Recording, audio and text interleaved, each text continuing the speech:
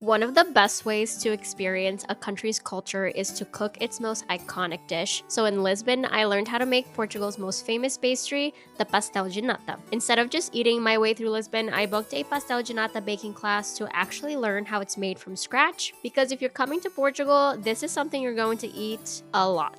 The class walks you through the entire process from making the custard to rolling the pastry dough to getting that perfectly crisp, flaky texture, and yes, it is harder than it looks. There's a very specific technique to getting the pastry just right, and let's just say mine were a little experimental. But that's part of the fun, and the baking instructors are there to help you through the entire process. Pastel de nata actually dates back to the 18th century, said to have been created by monks in Lisbon using leftover egg yolks in a monastery in Belém, which we actually visited just before doing this class. And today, it's one of the most iconic foods in Portugal. You'll find them in basically every bakery in the city. You'll start by learning how to make the filling first, because this actually has to sit and cool for a little bit before you start filling the tins. Watch her cut her finger off. I know how to do this. I'm just kidding. For the pastry dough, they did teach us how to make it step by step, but since it also has to sit for a few hours, we used one that they had already prepared.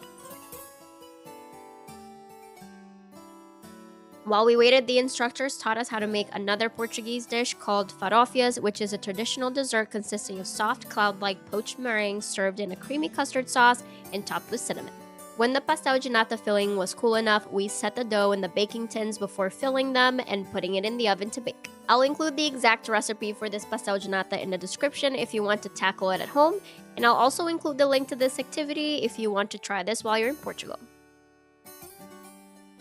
And then for the best part, fresh out of the oven, crispy on the outside, creamy on the inside, honestly, so worth it. If you're visiting Lisbon, this is one of the best ways to go beyond just sightseeing. You're not just trying the food, you're actually learning the culture behind it. So if you're planning a trip to Portugal, definitely add this to your list. Trust me, you'll never look at a pastel de nata the same again.